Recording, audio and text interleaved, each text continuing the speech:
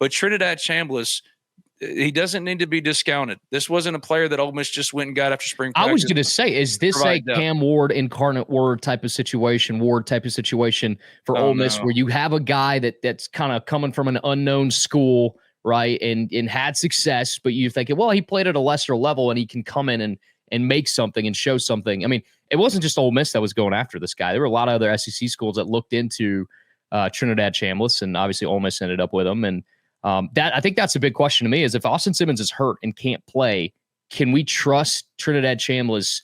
Can we trust his arm? I mean, we know what he can do on the ground, but can we trust him to throw the ball with all these weapons you have? Do you trust him? That's a great question, because one thing that Trinidad did better than Austin Simmons in fall camp was protect the football. Yes, he's not going to wow you in the ways that Austin can with his arm and his throwing power. But Austin, the turnovers were a problem in fall camp. Yeah. Through 2 weeks, what has been Ole Miss's biggest issue? Turnovers by Austin Simmons, interceptions. Trinidad won't turn the ball over. Now, he might not be able to push the ball down the field quite like Austin Simmons. He doesn't have that kind of arm strength.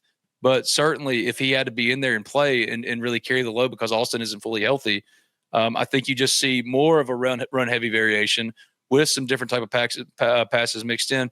And I think he's got enough to really move. Like, he always moved the offense. That's what he did.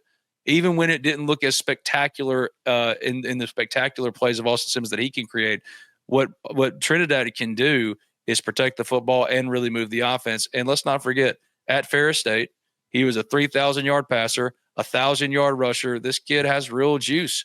And he didn't come here to sit. He came here to push Austin Simmons to really get a shot. And let's not forget either, I mean, Ole Miss went quarterback shopping all in the offseason. Now, it wasn't to replace Austin, but it was to make sure that they had viability behind him if he did have his ups and downs, which he has. Yeah. He is in no danger of not being QB1. That's not what I'm saying at all. Sure. What I am saying, however, is if you're asking me, could Trinidad Chambliss run this offense? Absolutely. I think there's real confidence in that locker room amongst the coaching staff and the players that if they have to lean more on Trinidad, or if he has to straight up start a game or take over for Austin Simmons eventually, that he could go lead the offense. But the upside is different with Austin Simmons. Yeah. You show the patience. I was really, I thought that Lane handled it beautifully on Saturday, sticking with Austin Simmons just like he did with Matt Corral when Matt Corral had a 4-interception day, just like he did with Jackson Dart when he went through his early season or his early career struggles at Ole Miss, or he was just trying to figure out who he was.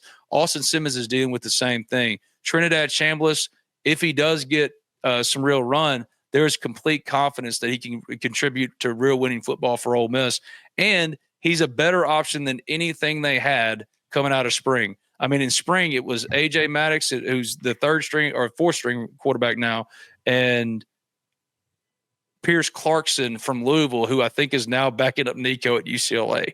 I mean, Trinidad is a legitimate player and a legitimate prospect, legitimate quarterback prospect that a number of SEC schools really wanted. He chose Ole Miss because he thought he could get the most realistic opportunity to compete. And that's exactly what he's getting. So, they have complete confidence in him. Austin is the guy, though. No one's saying coming up with some quarterback controversy on Game Runs Deep. Don't go in Rebel Grove and go Ben, you're creating quarterback controversy. There isn't one.